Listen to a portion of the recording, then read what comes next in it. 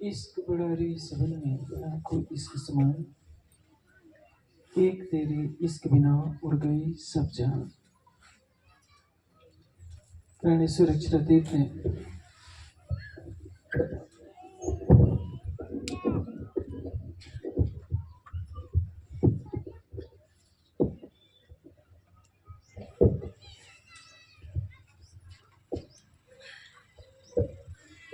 इस कलश की वाणी में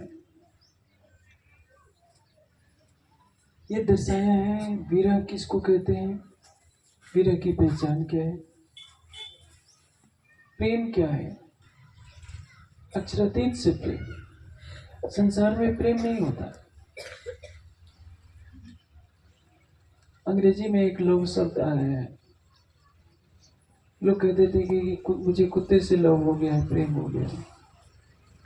कोई भाई से प्रेम करता है, कोई बहन से, कोई पत्नी से, कोई पति से, कोई माता पिता से, कोई गुरु से। लगाव को प्रेम नहीं कहते। आपका किसी से कोई लगाव है तो इसका अर्थ नहीं कि आप प्रेम कर रहे हैं। प्रेम तो शब्दातीत कया, जो हुआ प्रेम के घर, सो तो निराकार के पार इत तो नहीं पावे। प्रेम इस दुनिया की वस्तु नहीं है। प्रेम तो नारायण के पास नहीं है, ब्रह्मा विष्णु शिव के पास नहीं है। आप संध्या आरती में गाते हैं, सुख व्यास के भागवत में प्रेम न त्रिगुण पास। त्रिगुण का अर्थ क्या होता है? जहां सत्व रजतम को। इस सृष्टि का निर्माण ही सत्व रजतम की माया से हुआ है। इसलिए संसार का बड़ा से बड़ा योगी हो, बड़ा से बड़ा भक्त हो, विद्वान हो, प्रेम को तो हर कोई चाहता है, लेकिन प्रेम उनके पास आ नहीं पाता। प्रेम की एक छाया आती है। जैसे प्रेम को सूर्य कहे तो इस टेंट के अंदर क्या है? सूर्य की गर्मी आ रही है थोड़ी सी। सूर्य नहीं आ सकता, सूर्य के आने पर तो जल जाएगा। इसलिए वाणी कहती है प्रेम तो शब्दातीत कया। शब्दातीत कौन है? जो त्रिगुणातीत हो। त्रिगुण में त्रिगुणातीत कहां से आ सकता है? शब्दातीत नहीं आ सकता। अक्षर अक्षरातीत कहावी सो भी कहियतीत शब्द। अक्षर अक्षरातीत दोनों शब्द से परे हैं। शब्दातीत जो अक्षरातीत है उसके प्रेम को इस संसार में हम नहीं खोज सकते हैं, क्योंकि वाणी क्या कहती है? प्रेम बसे पिया के चित्त, राजी के हृदय में प्रेम है। उस प्रेम को हम संसार में घटाने लगते हैं, किसी से हमारा लगाव हो जाता है तो। इस संसार का जो भी लगाव होता है स्वार्थ पर आधारित होता है। पिता को पुत्र से कुछ स्वार्थ होता है कि मैंने बचपन में इसको पाला है, जब मैं बूढ़ा होऊंगा तो ये मेरी परवरिश करेगा। पुत्र जो पिता से लगाव रखता है इसलिए कि इन्होंने मुझे जन्म दिया है, मेरा पालन पोषण किया है। यदि मैं इनसे प्रेम नहीं रखूंगा तो बस ये जो पैतृक संपत्ति है वो मुझे नहीं मिलेगी, पिता मुझे वंचित कर देगा। पत्नी पति से लगाव रखती है, पति पत्नी से लगाव रखते हैं। क्यों? दोनों का कुछ न कुछ स्वार्थ है। आत्मना तो वही कमाई सर्वम प्रियम भवति। अपनी कामना के लिए, अपने किसी चाहत के लिए हर वस्तु प्रिय होती है। आत्मना तो वही कमाई सर्वम प्रियम भवति। संसार का जो भी संबंध है बिना किसी स्वार्थ के नहीं हो सकता। एक किसी सर्वांग सुंदर व्यक्ति से कहिए कि एक अंधी लंगड़ी बहरी लड़की से विवाह कर ले, क्या करेगा? और एक राजकुमारी को कहिए कि रिक्शा चलाने वाले या सिर पर टोकरा ढोने वाले काले गलूटे से विवाह कर लो, करेगी? दोनों की कुछ चाहत होती है, मेल होता है तो अपने को पसंद आता है और कहते हैं कि इससे हमारा प्रेम हो गया। पहले कुछ पता नहीं होता। श्रृंगार में एक प्रकरण है, क्यों न हुए प्रेम इनको। प्रेम ब्रह्म सृष्टि में ही क्यों है? ईश्वरी सृष्टि में भी परम धाम जैसा प्रेम नहीं है, माया से परे है। देखिए प्रेम क्या होता है, पुराण संहिता में इस बात को दर्शाया गया है। राधा से श्री कृष्ण कहते हैं कि राधे देखो, हमारे और तुम्हारे पास जो प्रेम है परम धाम के प्रेम का करोड़वां अंश है। जैसे प्रेम को एक समुद्र मान लिया जाए तो उस समुद्र की कुछ बूंदें हमारे तुम्हारे अंदर है। हमारे अंदर जो प्रेम है उस प्रेम का पूर्णवा अंश अव्याकृत में है। अव्याकृत में जो प्रेम है उसका पूर्णवा अंश, मतलब एक समुद्र को लहर मान लिया जाए तो वो क्या है, निराकार में है। और निराकार में जो कुछ प्रेम है, आनंद है, सुख है, उसका पूर्णवा अंश किसमें है, वैकुंठ में है। और वैकुंठ के कुछ अंशों का प्रेम लेकर इस संसार के योगी यति महात्मा परमात्मा की भक्ति में लगे रहते हैं। अपने घर द्वार को छोड़ना, संसार के वैभवों को छोड़ना, गुफा में बैठ जाना अनायास ही नहीं हो सकता। हृदय में प्रेम की कुछ चिंगारी धड़कती है, तभी तो कोई घर द्वार छोड़ता है परमात्मा को पाने के लिए। जब सारा संसार निद्रा में सो रहा होता है, एक योगी रात भर बैठ करके ध्यान करता है, तपस्वी तप करता है, किसके लिए, उस परमात्मा को पाने के लिए। मैं एक बार सिरसवा सड़क पर जा रहा था, एक महात्मा जी को देखा। वहाँ देवी का मंदिर है,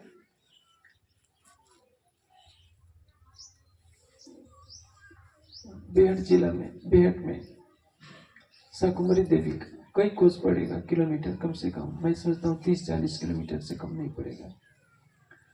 वहां तक वो लेट लेट के परिक्रमा कर रहे थे। गर्मी का मौसम था, मैं सोच रहा था कि मुझे खड़ा नहीं हुआ जा रहा है। इस बेचारे महात्मा के अंदर निष्ठा है कि मैं लेट लेट कर धरती पर परिक्रमा करूं देवी की। यदि उनके पास भी तारतम्य ज्ञान होता तो बैठकर एक जगह छाया में, पेड़ की छाया में ही बैठ करके ध्यान कर लेते तो उनका कल्याण होता। लेकिन निष्ठा तो है, वो व्यक्ति परिक्रमा कर रहा है। कितनी जगह देखने को मिलता है हनुमान जी की मूर्तियों के आगे परिक्रमा करते हैं। लोगों की आस्था होती है और उस आस्था के कारण करते हैं। लेकिन वास्तविक प्रेम क्या है, पहचान भी ना गिरो क्या करे, या यार या सितार। जैसे कोई व्यक्ति आंखों पर पट्टी बांध ले और आम के पेड़ पर पत्थर दिन भर मारता रहे, निशाना तो चुकता जाएगा। परिश्रम तो बहुत कर रहा है, लेकिन कितने आम गिरेंगे, शाम तक भी पत्थर मारता रहे। यदि आंखें खुली है, एक पत्थर मारेगा तो एक निशाना लग जाएगा, हो सकता है एक नहीं 2 आम गिर जाए। बिना निशाने के तो भाग्य से कभी कुछ लग गया तो मिल गया। वैसे ही माया का संसार है। इस सृष्टि में किसी को भी पता नहीं है कि अक्षरातीत कौन। आप सोचेंगे कि ऐसा क्यों है, क्योंकि सृष्टि की उत्पत्ति किसने की है, नारायण ने। और नारायण को स्वयं निराकार से परे का ज्ञान नहीं है। इसलिए सारे संसार के ऋषि मुनि योगी यति क्या कहते हैं, किसी सृष्टि के अंदर परमात्मा सूक्ष्म से सूक्ष्म रूप में प्रकृति में भी व्यापक हो रहा है और ब्रह्मानंद भी इसी में मिलेगा। इस संसार से परे जाकर कोई ये नहीं बताता कि इस हद के परे बेहद भी है, बेहद के परे अक्षर है, अक्षर के परे अक्षरातीत है। आप इस ऐसी एरिया में जहाँ कोई विद्वान नहीं रहता, कोई गुरुकुल नहीं है, कोई शिक्षण संस्था नहीं है धर्म की। काशी में तो जाएंगे, बड़े बड़े विद्वान मिल जाएंगे, प्रयागराज में मिल जाएंगे, यहाँ कौन विद्वान मिलेगा जो आपको बताएगा। लेकिन यहाँ के रहने वाले छोटे छोटे बच्चे जानते हैं कि हद पार बेहद है, बेहद पार अक्षर, अक्षर पार वतन है। जो सृष्टि को बनाने वाले नारायण नहीं जान पाए, ब्रह्मा विष्णु शिव नहीं जान पाए, वो जानते हैं। क्यों? क्योंकि आपके पास तारतम्य वाणी का प्रकाश है।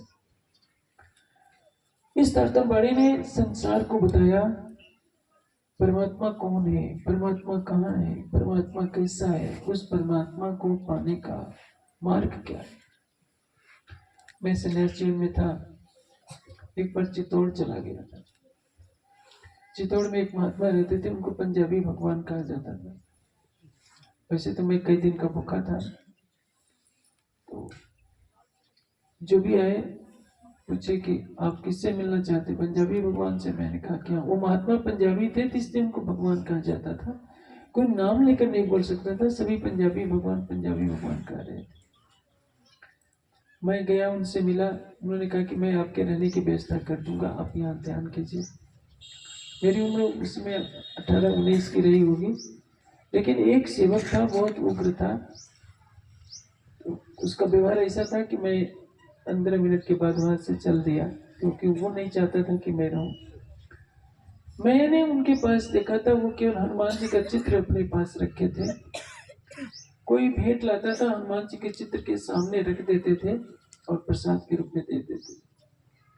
सब अमीर लोग वहां बैठे थे, घेरा बनाए बैठे थे, और भगवान किसको मान रहे हैं? तो महात्मा जी को। उनका नाम ही पंजाबी भगवान था।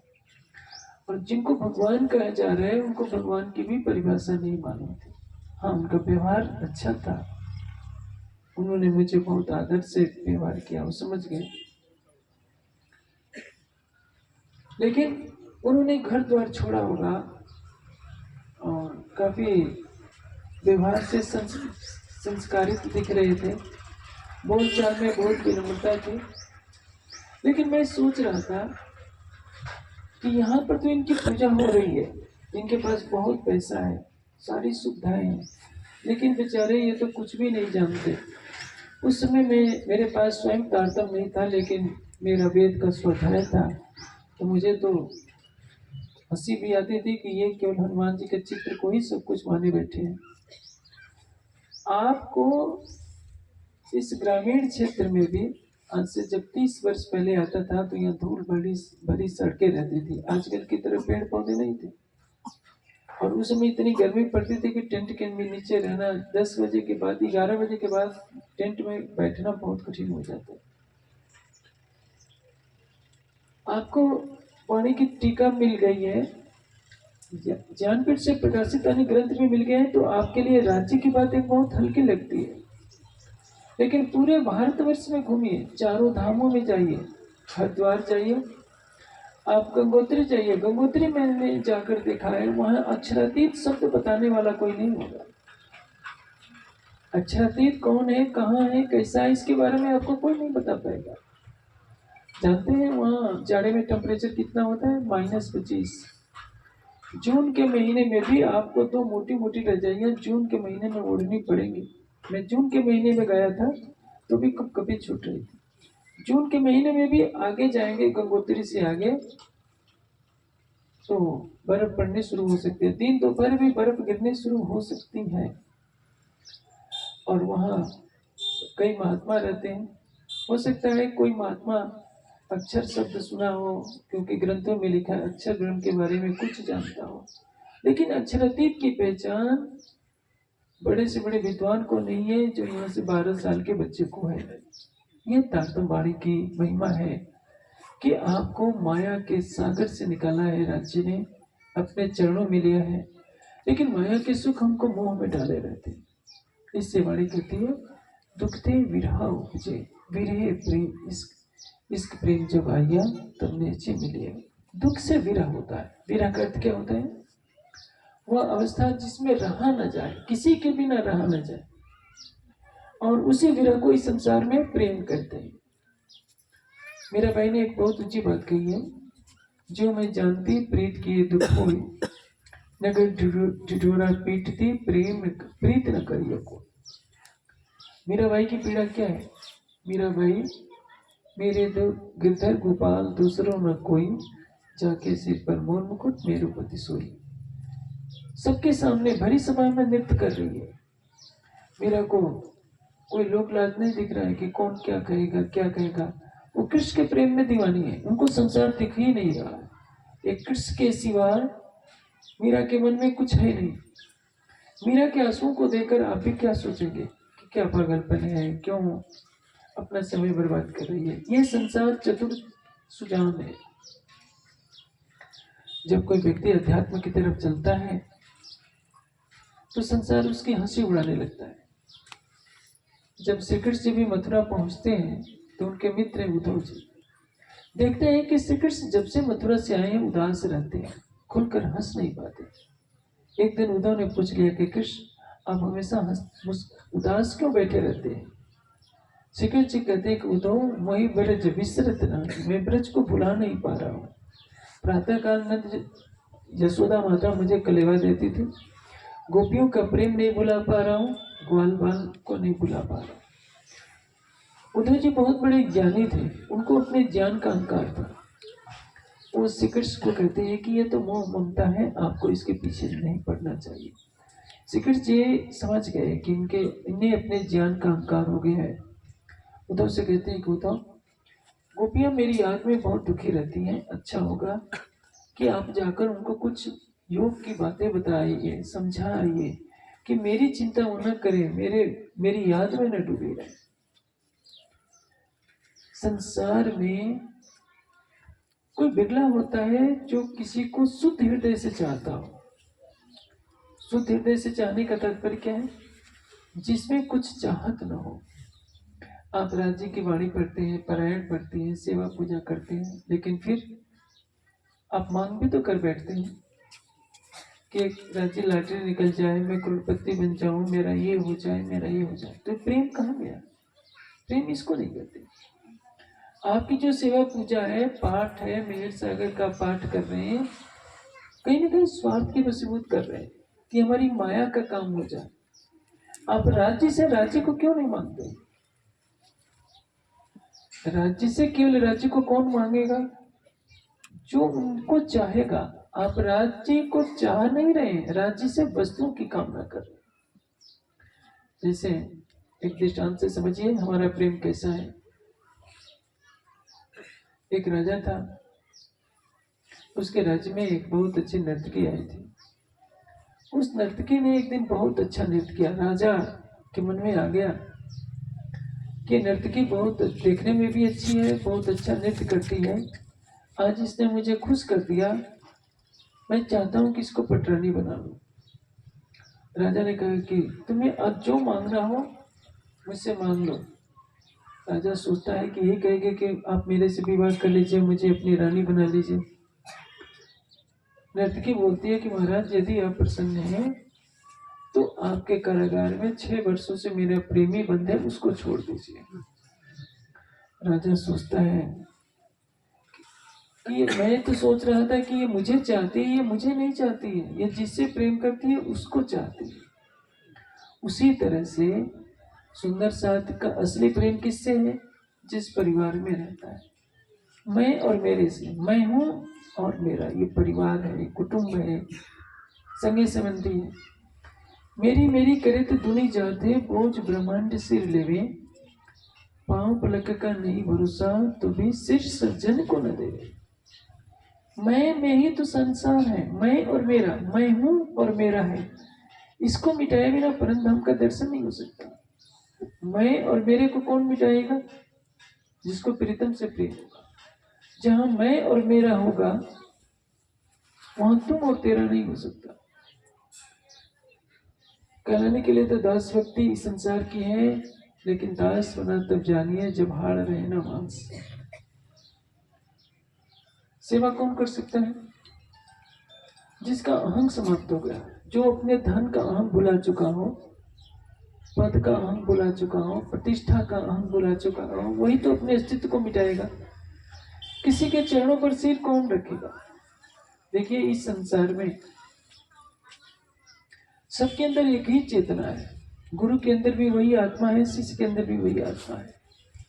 लेकिन विधान क्यों बनाया गया है कि माता पिता को प्रणाम करो, गुरु को प्रणाम करो, सदगुरु को प्रणाम करो? क्यों? क्योंकि हमारा सिर किसी के सामने झुकता है तो विनम्रता आती है, हमारा अहंकार जाता है। क्या कारण है कि प्राचीन काल में गुरुकुलों में परंपरा बनाई गई थी कि हर विद्यार्थी, चाहे राजा का लड़का हो चाहे किसान का लड़का हो, उसको लकड़ी काटनी पड़ेगी, गाय की सेवा करनी पड़ेगी, सेवाएं करनी पड़ेगी, गुरु की सेवा करनी पड़ती थी। ऐसा करने वाला विनम्र हो जाता था, और जो ऐसा नहीं करता था वो अहंकारी हो जाता था। दुर्योधन को देखिए, दुर्योधन हमेशा कृपाचार्य का अपमान करता है, द्रोणाचार्य का अपमान करता है, भीष्म पितामह का अपमान करता है, क्योंकि वो गुरुकुल में एक दिन के लिए भी नहीं गए। द्रोणाचार्य को कह दिया गया था कि आप यहीं रहिए, इनको पढ़ाइए, और पढ़ करके दुर्योधन अपने महल में चला जाता था।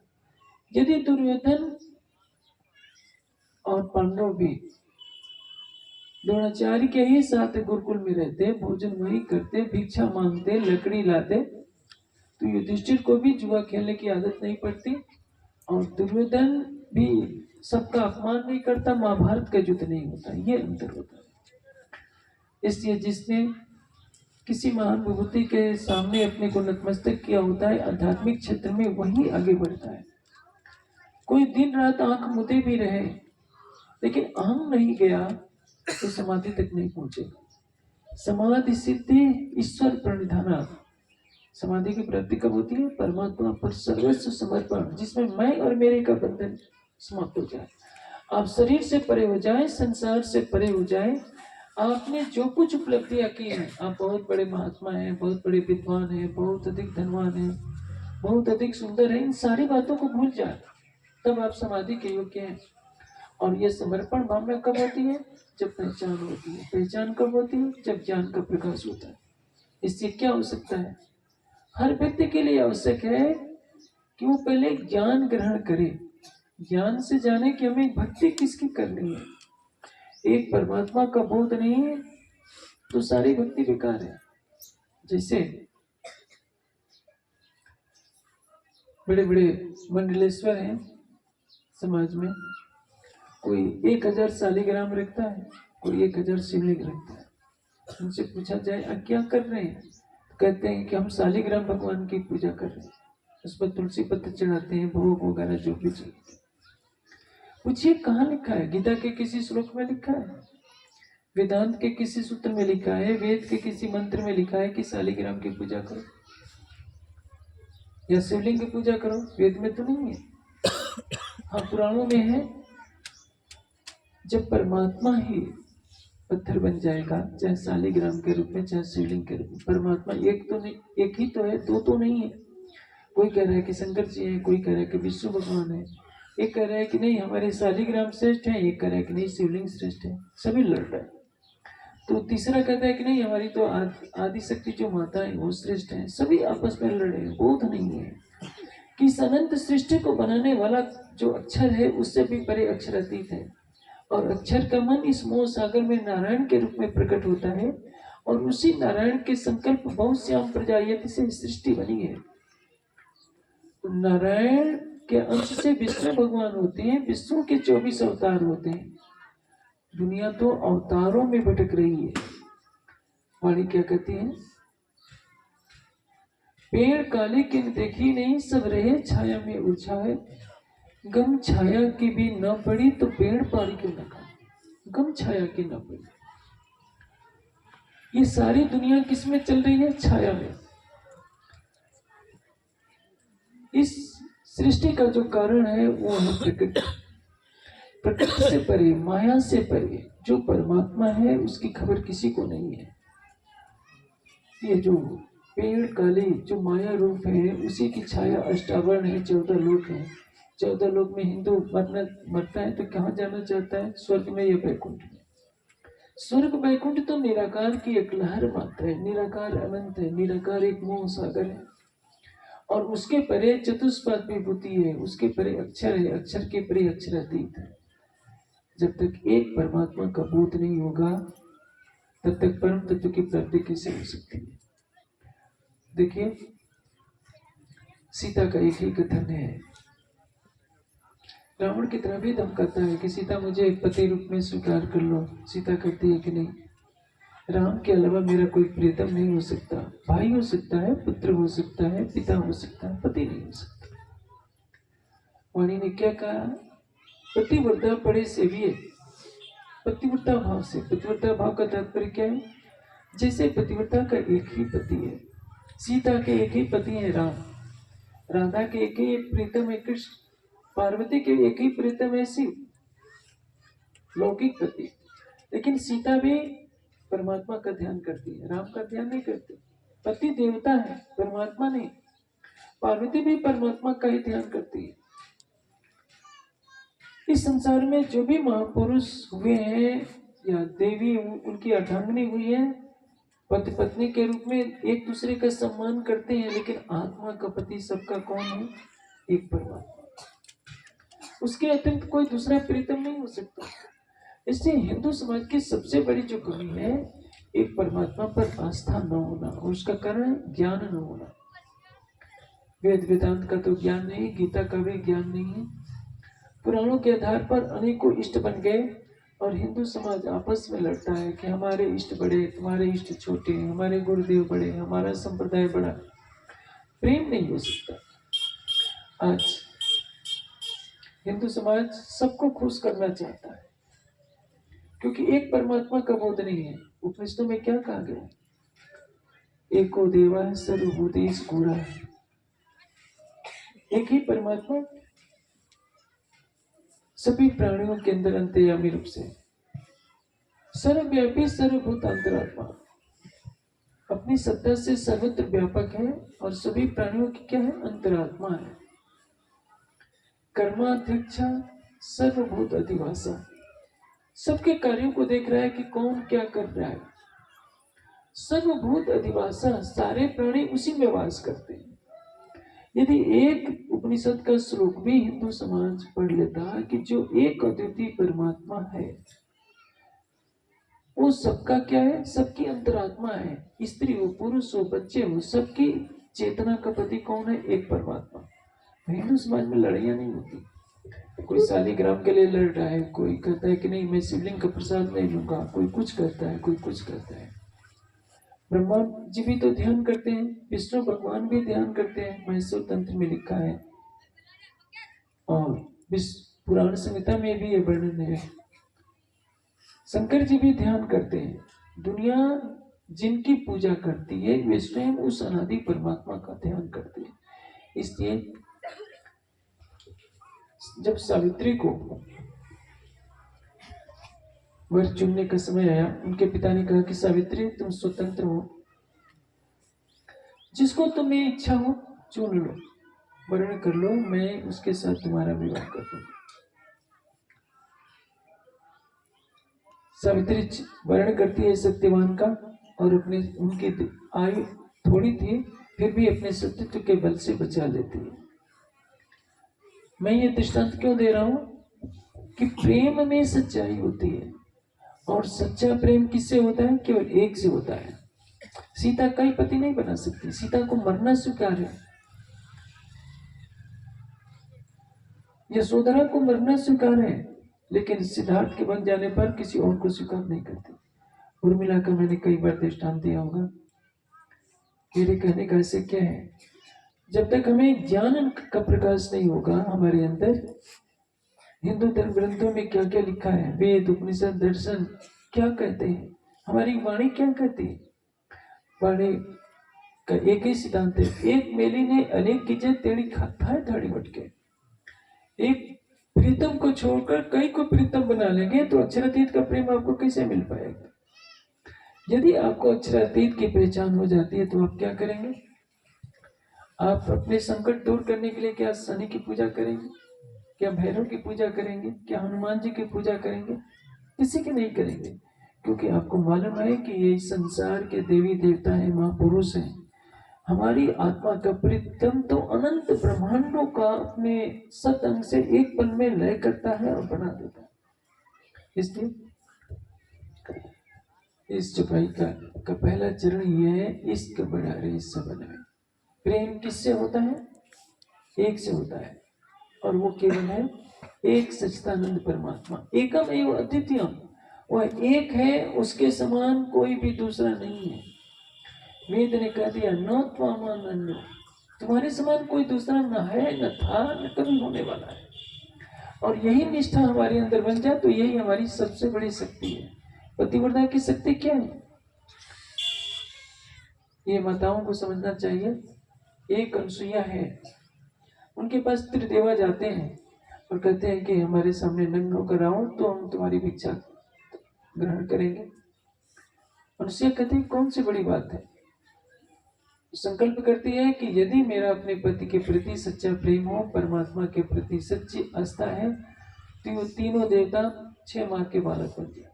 6 माह के बच्चे के सामने मां नग्न होकर आए या कपड़े पहन कर आए, क्या अंतर पड़ता है? तो जो अपने संकल्प से एक ऋषि की पत्नी, अत्रि ऋषि की पत्नी अनसुईया ब्रह्मा विष्णु शिव को 6 महीने का बालक बना सकती है, तो अब सोचिए अक्षरातीत की जो अर्धांगिनी बनेगी उसकी कितनी शक्ति होगी। पुराणों में ये बात लिखी है लेकिन ब्रह्मा विष्णु शिव की भक्ति करने वाले ये नहीं सोचते कि हमारे इष्ट ही तो एक ऋषि की पत्नी के संकल्प से 6 महीने के बालक बन सकते हैं, तो परमात्मा तो कोई और है। इसलिए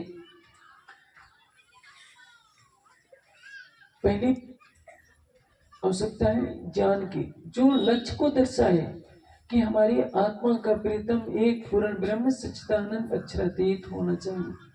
आज देखिए, यदि भारतवर्ष के सभी लोग एक अक्षरातीत की भक्ति करते तो मुझे नहीं लगता कि 1000 वर्षों की गुलामी झेलनी पड़ेगी। सोमनाथ में किसका मंदिर था? शंकर जी का शिवलिंग था, हीरे मोतियों से जड़ा हुआ। महमूद गजनवी की लालच ने उस पर आक्रमण करने के लिए विवश किया। 17 बार महमूद गजनवी आक्रमण करता है, मोहम्मद गोरी आक्रमण करता है, और न जाने कितने आक्रमणों का तांता लगा, खून की नदियां बह गई। भारतवर्ष 1000 वर्षों तक गुलाम रहा। एक परमात्मा की उपासना न होने का दंड ये मिला। आज भी 120 करोड़ हिंदू रहते हैं, लेकिन एक परमात्मा पर आस्था नहीं, क्योंकि उनमें से 80% ने तो वेद शास्त्र को देखा भी नहीं। ये यदि ज्ञान मिलता है और उस ज्ञान को के आधार पर सत्य का निर्णय होता है, तो हमारी पूरी शक्ति उस परमात्मा को पाने में लगती है। देवता और भगवान में, देवता और भगवान और परमात्मा तीनों अलग अलग है। देवता किसको कहते हैं? जिसमें दिव्य गुण, माता पिता अतिथि आचार्य देवता है। और जहाँ ज्ञान नहीं होता वो तो पत्थर के 4 टुकड़े इकट्ठे कर लेते हैं, कहते हैं कि हमारा देवता है। कोई कुल देवता मानता है, कोई कुल देवी मानता है। वेद शास्त्र में तो कहीं नहीं लिखा मातृदेव भव, पितृदेव भव, अतिथि देव भव, आचार्य देव भव, ऐसा लिखा है। भगवान किसको कहते हैं? जिसमें ज्ञान, ऐश्वर्य, विवेक, शील, शक्ति, सत्य आदि 6 गुण रहते हैं, उसको भगवान कहते हैं। परमात्मा कौन है? जो अक्षर से भी परे है। उत्तम पुरुष तो अन्य परमात्मा इत्युदाहृतः। उत्तम पुरुष है, केवल वही परमात्मा है, नारायण परमात्मा नहीं। ईश्वरी सृष्टि के लिए अक्षर परमात्मा है, जीव सृष्टि के लिए नारायण परमात्मा है, ब्रह्म सृष्टि के लिए केवल अक्षरातीत ही परमात्मा है। लेकिन यदि ज्ञान हो जाए तो सबका परमात्मा कौन है? केवल अक्षरातीत, क्योंकि अक्षर उनके सत्संग है, और अक्षर के मन के सपने का स्वरूप है नारायण।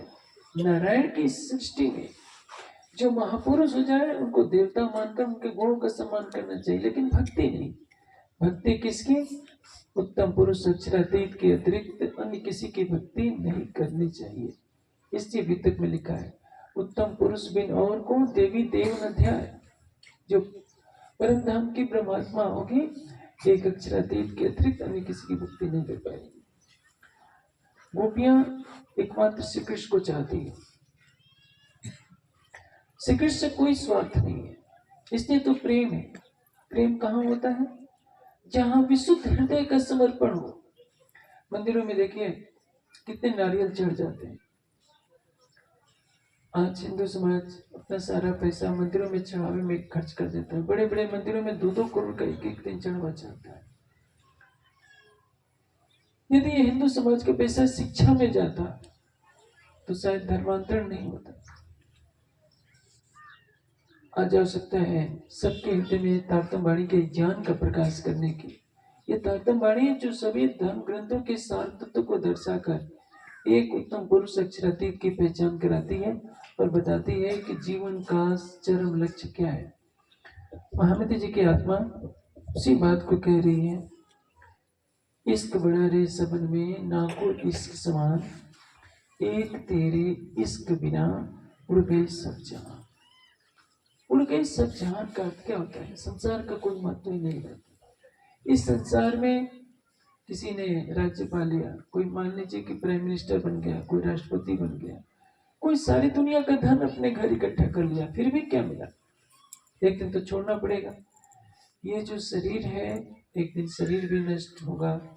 ये महल अटाली भी जो हमने बना रखे हैं ये भी नष्ट होगा। हमारे हीरे मोती के आभूषण है ये भी छूट जाएंगे, कुछ हमारे साथ नहीं जाने वाला है। एक बार गुरु नानक देव जी ने एक जमींदार को कहा, उसकी आदत थी सबका धन लूट लूट कर घर बनने की। उसको 1 रुपये का सिक्का दिया, कहा कि वैकुंठ में मैं चलूंगा तो वहां तुमसे ले लूंगा, तुम रख लो। उसने तो लेना ही जाना था, देना कभी सीखा नहीं था, लेकर तो रख लिया। रात को सोचने लगा कि मैं वैकुंठ जाऊंगा तो सिक्का लेकर तो जाऊंगा नहीं। सवेरे सवेरे भागते हुए आया, कहा कि गुरुदेव ये रख लीजिए, मैं मरूंगा तो वैकुंठ थोड़े ले जाऊंगा। गुरु नानक देव जी ने कहा कि जब तुम एक छोटा सा सिक्का नहीं ले जा सकते तो गरीबों को लूट लूट कर अपने घर क्यों बन रहे हो? ये धन तो तुम्हारे साथ नहीं जाने वाला है। फिर भी क्या किसी को सावचेती होती है? हर कोई सोचता है कि सारा सबको लूट कर मैं अपना घर भर लूं। यही तो माया है, यही मोह है। इसी को कहते हैं मैं और मेरे का बंधन। न आप है न आपका कुछ है, ये सब कुछ सपना है। इसलिए एक तेरे इसके बिना उड़ गई सब जहां। पार्वती जी की आत्मा करे कि मेरे प्राणेश्वर आपका सब कुछ मिला, लेकिन यदि आपका प्रेम नहीं मिल पाया, एक तेरे इसके बिना उड़ गई सब जहां, सारा संसार मेरे लिए कुछ मायने नहीं रखता। इसका आशय क्या है? हमारे जीवन में सबसे पहली प्राथमिकता होनी चाहिए राज्य के प्रेम की। वही बात मैं आपको थोड़ी देर पहले उद्धव का प्रसंग सुना रहा था। उद्धव श्री कृष्ण जी का पत्र लेकर के आते हैं ब्रजमंडल में।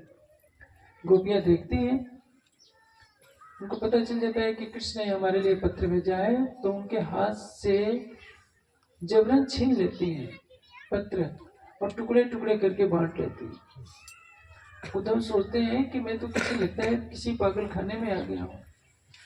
पत्र में क्या लिखा इन्होंने पूछा ही नहीं। ये कहती तो मैं ही पढ़ करके सुना देता, सबको पता चल जाता कृष्ण ने तुम्हारे लिए क्या भेजा है। ये तो कागज के टुकड़ों को पाकर के खुश है, इनका तो मस्तिष्क है ही नहीं। उद्धव पूरा ज्ञान का उपदेश देते हैं, अपनी पूरी पिटारी खोल देते हैं ज्ञान की। कहते हैं कि देखो निराकार परमात्मा है, उसके लिए तुम्हें योग समाधि का आश्रय लेना पड़ेगा। जब सब कुछ कह करके चुप हो जाते हैं तो गोपियां क्या करती हैं? उद्धव मन न भये दसे बीस, उद्धव मन न भये 10-20, एक हो सो गयो श्याम संग को और आदेश। हमारा एक ही मन था, वो कृष्ण के साथ चला गया। हमसे ये योग साधना नहीं हो पाती। हमारे रोम रोम में श्री कृष्ण बसते हैं। हम योग कहाँ रखें? यहाँ रोम रोम श्याम है। हमारे हर रोम में श्याम बसते हैं। और आप कहते हैं कि श्री कृष्ण को भूल जाए।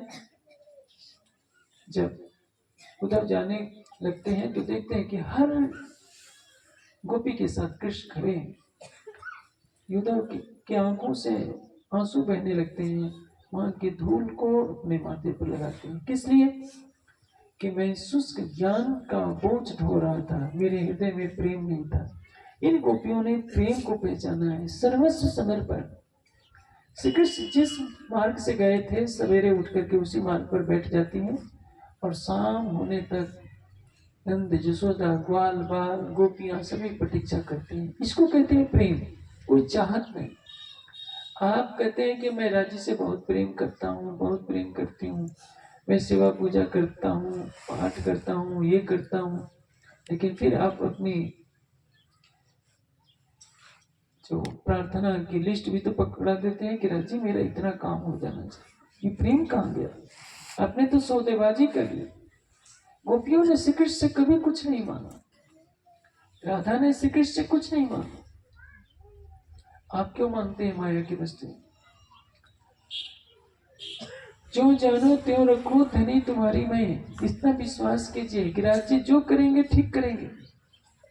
अब तक जो किया है वो भी अच्छा ही किया है। जानो तो राजे रखो, जानो तो दलगीर, या पाक गुरु देखना या बैठा होना।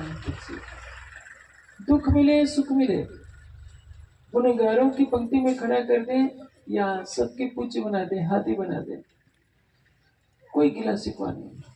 इसको कहते हैं प्रेम। जो प्रेम का सागर है, जो हर पल हमारे प्राण की नली से निकट रहता है, उससे क्या मांग करने? क्या वो देखता नहीं है? क्या वो अंदर बहरा गूंगा है? सब कुछ उसको मालूम है। हमारे अंदर विश्वास की कमी है, हमारे अंदर समर्पण की कमी है, इससे इसको प्रेम नहीं कहते। प्रेम का अर्थ क्या होता है? अपना हृदय सब कुछ सौंप देना, इसको समर्पण कहते हैं।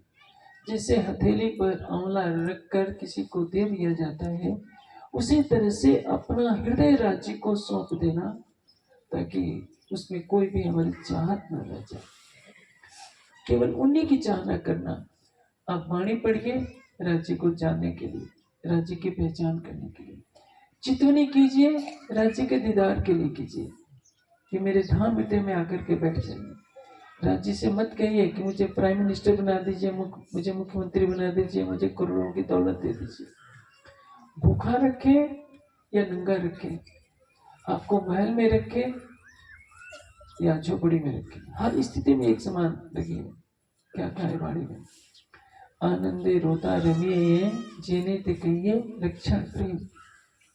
आनंद में रोते हुए मुस्कुराओ, अपने आंसू न दिखाओ, लेकिन मुस्कुराते रहो। प्रीतम के बिछुओं को संसार के सामने प्रकट न करो कि मुझे राज्य की बहुत याद आ रही है।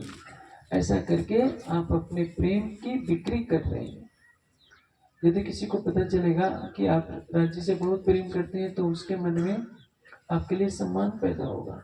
लेकिन आप पर ये गुनाह लग जाता है कि आपने राज्य के प्रेम को, भक्ति को बेचकर कुछ सम्मान खरीदा है कि लोग मेरी इज्जत करें। ये बहुत बड़ा गुनाह है। प्रेम आपके हृदय की अखंड वस्तु है, उसको संसार के लिए गवाइए नहीं। अपनी भक्ति का, अपनी चितवनी का कभी भी ढोल न पीटिए। इसलिए कहा है, इश्क बढ़ा रे सबन में ना कोई इश्क समान, एक तेरे इसके बिना उड़ गए सकल जहां। इश्क कहां से आएगा? दुख थे विरह उपजे। दुख किसका? संसार में धनी को न पाने का दुख। जब राज्य को न पाने का दुख होता है, तो माया में राज्य हमें दुख देते हैं। दुख बिना न हुए जागने, जो करे कोट उपाय। देखिए, 3 दुख तो मनुष्य को स्वाभाविक रूप से मिले: रोग का दुख, बुढ़ापे का दुख और मृत्यु का दुख। यदि ये तीनों दुख हटा दिया जाए, तो मैं समझता हूँ कोई ही आस्तिक रहेगा, सारी दुनिया नास्तिक बन जाएगी। बड़ा से बड़ा नास्तिक भी मृत्यु को देख करके डर जाता है कि क्या मैं सबसे अलग हो जाऊंगा। बुढ़ापा कोई नहीं चाहता, रोग कोई नहीं चाहता। यही 3 चीजें हैं जो बड़े से बड़े अहंकारी को भी नतमस्तक कर देती है कि उस सर्वशक्तिमान सत्ता से डरो, जिसकी इच्छा मात्र से करोड़ों ब्रह्मांड पैदा होते हैं और नष्ट होते हैं। मनुष्य तो अपने यौवन को पाकर इतराता है, धन को पाकर इतराता है, पद प्रतिष्ठा को पाकर इतराता है, लेकिन उसका अस्तित्व कितना होता है? आकाश में चमकती हुई बिजली कितने देर के लिए होती है? उसी तरह से सारा संसार नश्वर है। कुछ समय के लिए आपके पास धन आ जाएगा, यौवन रहेगा, धन प्रतिष्ठा रहेगी, ये सब कुछ मिट्टी के समान है। आपको आपका अखंड धन क्या है? इश्क, ईमान, शुक्र, गरीबी, सबर। राज्य के प्रति अटूट आस्था, अटूट समर्पण, अटूट विश्वास, अटूट प्रेम। हर पल शुक्र, राज्य ने जो किया ठीक किया। गरीबी, विनम्रता, जब लग रही है साथ में, हो रही है रेणु समान। इन जागे का फल यही है कि चेतो चतुर्सा। जितना आप विनम्र बनेंगे, जो जो गरीबी लीजिए साथ में, त्यों तो पाइए धनी का मान। जितना आप विनम्र होंगे, राज्य की मेहर उतनी ही बरसती जाएगी। आप अपने मन में किसी के लिए कटु भावना न रखिए, वाणी से किसी के लिए कटु शब्द न बोलिए, और आचरण से किसी का दिल न दुखाइए। साफ दिल सुहागने कबू न दुखावे। यदि आप ये कर सकते हैं, ये 5 संपत्तियां आपको मिल जाती हैं: शुक्र, गरीबी, सबर, ईमान और इश्क। इनमें दुरूहे दोस्ती है कि प्यार कर सके तो कर। यदि आप इनके मार्ग पर नहीं चलते हैं, तो राज्य क्या करते हैं? कुछ ऐसी लीला करते हैं कि दुख की घड़ियां आ जाती है। सेठ लक्ष्मण दास अपनी माया में मस्त थे। उनको घर से निकालना था, जागने का कार्य आगे बढ़ाना था। एक ही दिन में सारे गोदाम में आग लग जाती है और सारे जहाज भी डूब जाते हैं।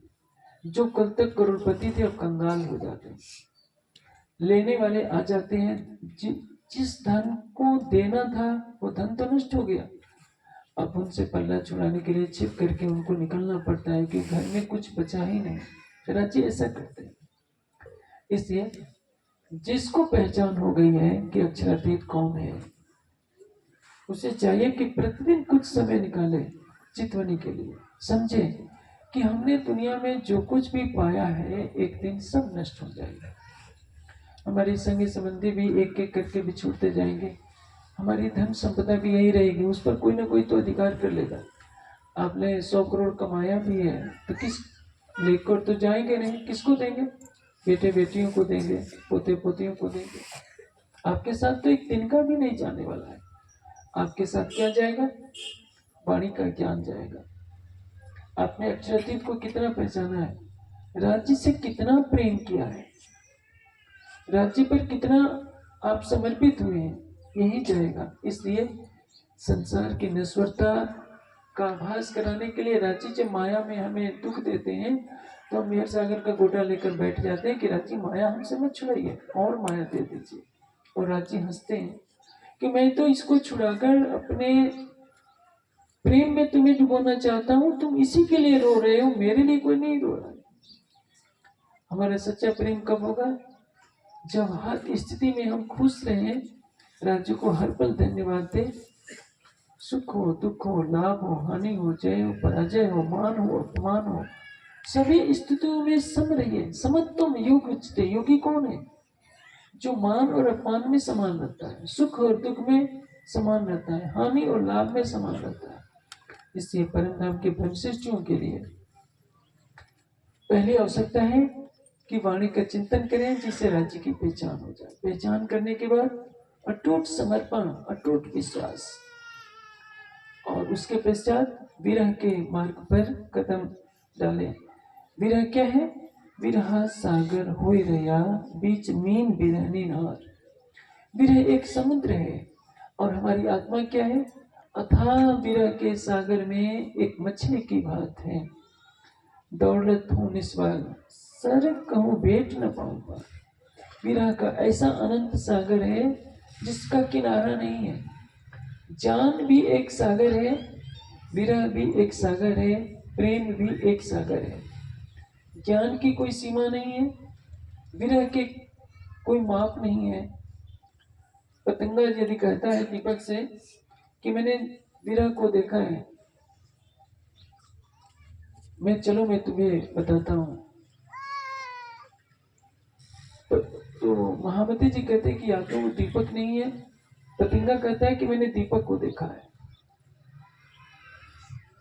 चलो मैं तुम्हें दिखाता हूँ।